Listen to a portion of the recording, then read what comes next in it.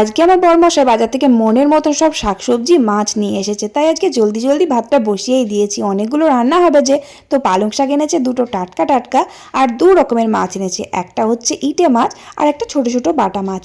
আমি শাকসবজিগুলো কেটে কুটে নিলাম, আর আমার শাশুড়ি মা মাছগুলো কেটে ধুয়ে দিল।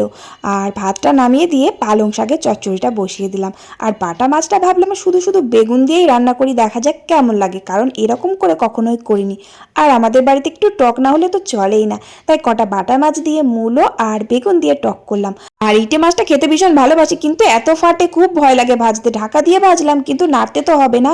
তো যাই হোক, খুব কষ্ট করে ভয়ে ভয়ে মাছগুলো ভেজে বেশ মাংসের মতন কষা কষা করে রান্না করলাম। আর কতগুলো পদ রান্না করলাম বলো তো আজকে। আর একটু ডালও করেছি, কাঁচা তেঁতুল দিয়ে মুসুর ডাল, মানে টক ডাল আর কি। উফ, আজকে অনেক কিছু রান্না করেছি। রান্না বান্না সেরে রান্নাঘর পরিষ্কার করে বাসন ধুয়ে কয়েকটা জামা কাপড় ছিল, জামা কাপড়গুলো কেচে ধুয়ে চান টান করে খেতে বসলাম।